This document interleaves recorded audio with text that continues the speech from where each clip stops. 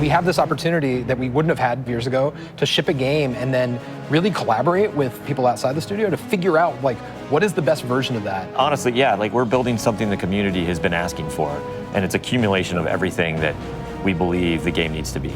The upside to that is we're not holding anything back. All the feedback we've heard for the last year is, this is it, it's in Forsaken.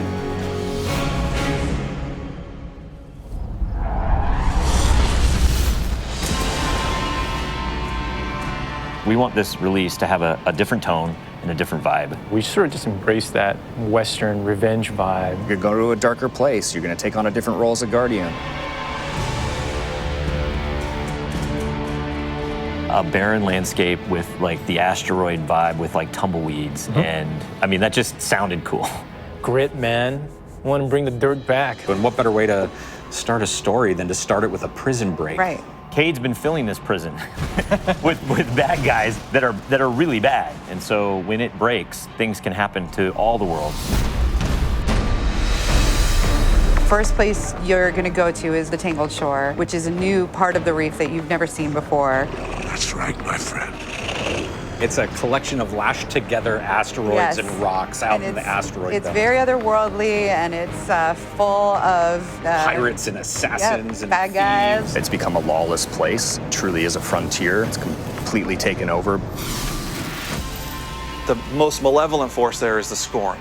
They're very aggressive. They're always going to charge and push you. The Barons are the top dogs in the Scorn, and each one has gone back and like committed nefarious crimes. I think of it as the reverse Magnificent Seven, like the worst of the worst criminals. You are hunting down these different Barons. In fact, they're called Baron hunts. So one Baron is a sniper, and you have a sniper versus sniper battle with him. Another Baron is this big, giant, hulking melee character.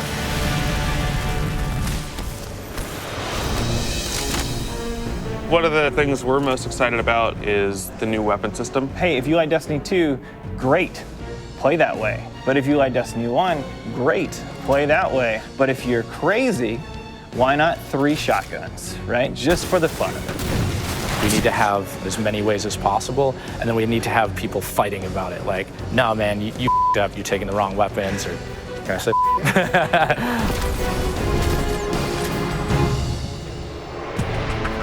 So randomables are coming back. Every single weapon is going to feel different when it drops. And we're improving the mod system, so you can customize your weapon the way you want it.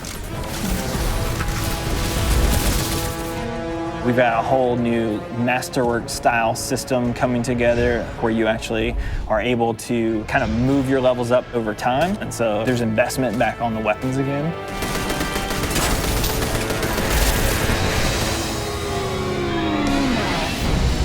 New supers, yeah, crazy new supers. What's your favorite? Fire knives are awesome, which is a different take on Golden Gun.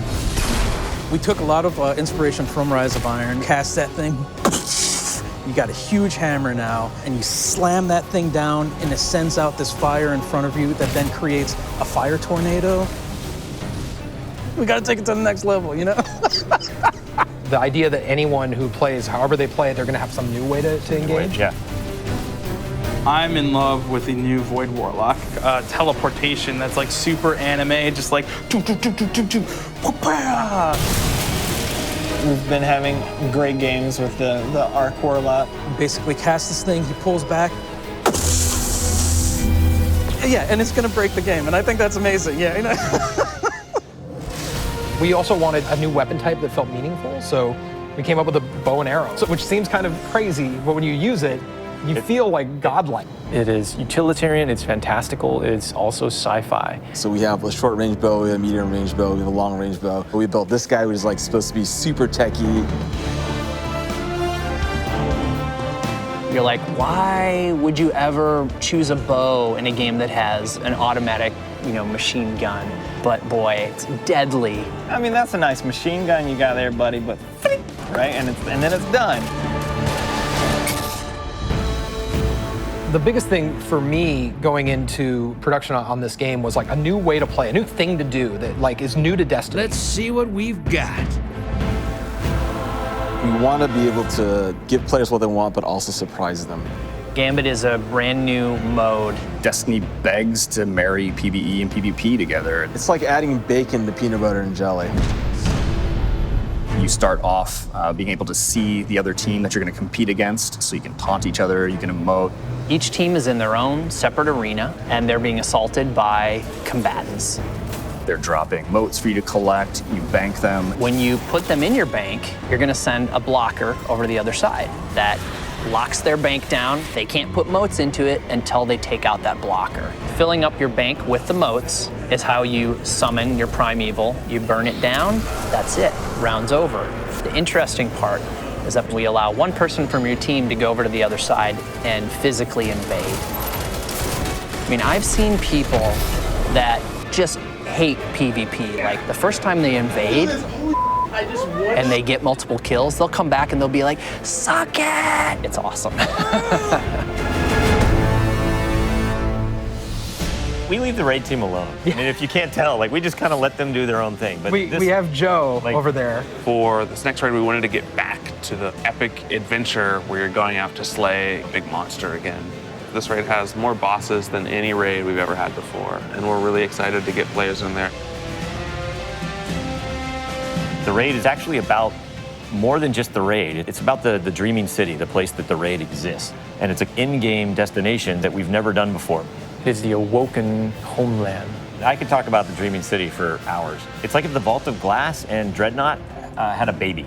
If they were like twins. Or the twins. Yeah, that's actually more accurate. Yeah, they're like twins. If, Yeah, like, yeah, yeah. It had twins, and then you took those twins and you put them on the doorstep of Peter Jackson, raised them as his own, and then that's the dreaming city. It is magical and weird and mysterious. It's designed to be a destination that has puzzles that you need to solve. A lot of hidden corners, lots of passageways that might not seem to exist the first time. And the raiders, they affect this destination. They change it for everyone. It's like this cyclical endgame place where there's just secrets and different activities that unveil over time. So the dreaming city that you see at launch is not going to be the same dreaming city 2-3 weeks later.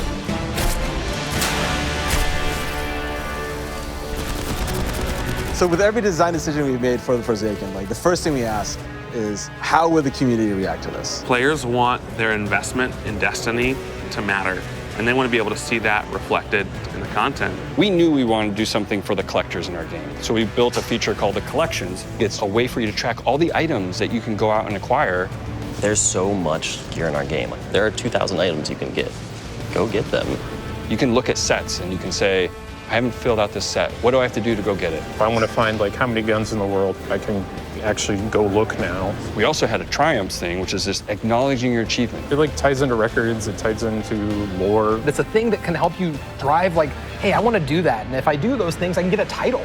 Like I can have a title floating over my name that says that I'm a god or whatever. Not me, but like you. We want Forsaken to feel like a game that never ends. So we're going to reinforce the hobby and make the experience something that can be played night over night. We're changing the weapon slots. We're changing how the pursuits work. We're adding new features like the collections and the triumphs. We built Gambit.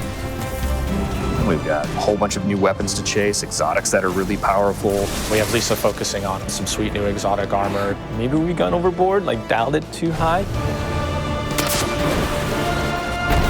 Ore to go out there and collect in the world, exotic armor pieces to go out there and hunt.